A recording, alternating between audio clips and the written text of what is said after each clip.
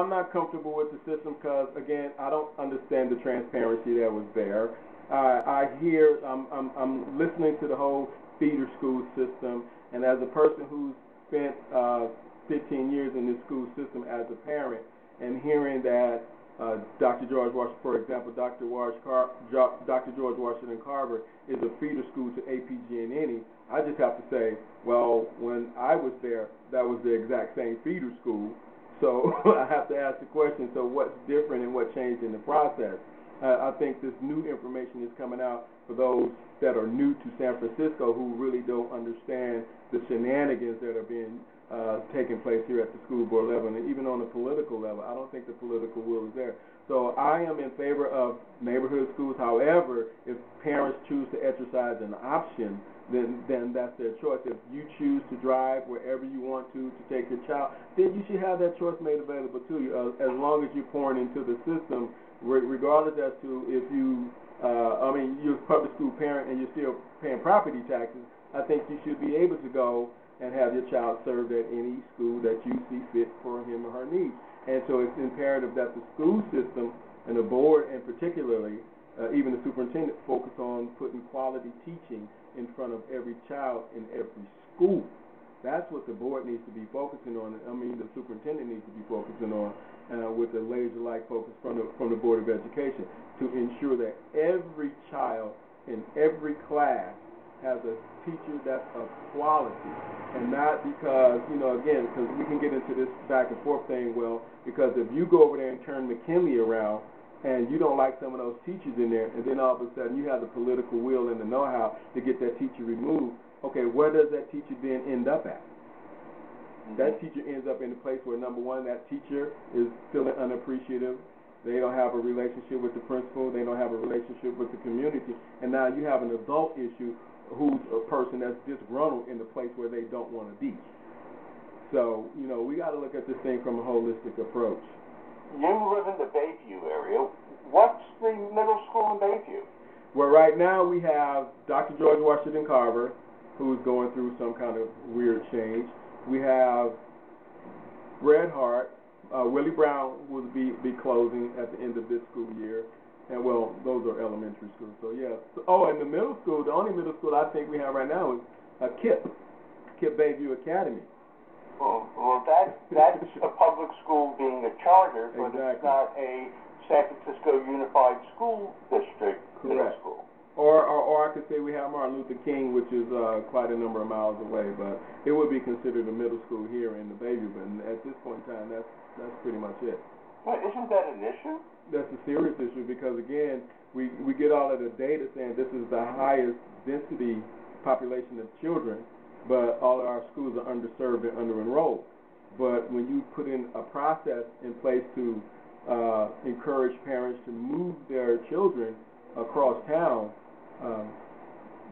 disregarding all of the economic constraints that they have on a person, it gets a little hard because, again, the school district are the purveyors of that product, which is education. And I think they should be doing the best that they could to put the best product online and not telling people that your school is a failure. Excuse me, but last time I checked, it was your job to make sure that the school and do everything possible that the school wasn't a failure and isn't a failure. And I don't think people have the will at this point in time, which is why I'm running for the Board of Education. There's been some discussion about special education, that the African Americans are undiagnosed in a lot of types of conditions, like autism. Mm-hmm. And so they don't get the services.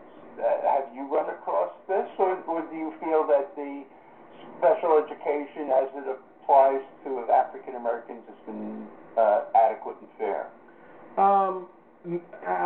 Being a person who only may have heard about the special education, oftentimes I do meet people that are considered special ed. However, they're not special ed. They're just labeled as special ed.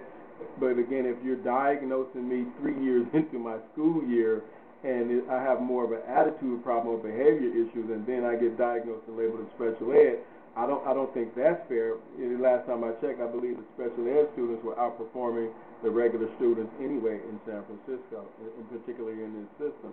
So special ed doesn't mean that they are mentally impaired. Only 25% of the special ed students have that kind of issue. Others can excel and be gate kids. All right, you got to look at the economics behind special ed. Why are the African Americans, which is a very low percentage in every category in San Francisco, and the highest percentage across the top of everything negative in San Francisco, even in the school system? So we need to look at the. So there's only 14% of the African Americans are in special ed, which is about the percentage they are in the school district. It's the undiagnosed ones that are concerned, the post-traumatic stress, the autism, all sorts of other things, dyslexia, things that impair a child from learning and getting ahead that need to be addressed. Right, I think, and we need to have those assessments done not at the third grade. We need to have those assessments done upon entry into the system. That way we can begin to track, or not track, but monitor the progress and see exactly what are some of these triggers that are preventing children from learning. And if it's some medical issues, or if it's some social needs, or if it's something that's just happening at home in the community, then we need to be able to address that. If we're hemorrhaging somewhere around $150 million a year in social services, and particularly through CBOs in here in the southeast part of town, and we still have no answer, then we have some problems. We have some real fundamental problems at $150 million. I think if you were to just give every individual $1 million, they'll probably come up with a diagnosis and figure the process out for themselves. So I think we need to begin to move away from the nanny state that we're in. Well, special ed also has an interesting condition in that when you have a disagreement with the school district on special ed, to solve it, they make you sign a gag order that you won't talk about what the settlement was.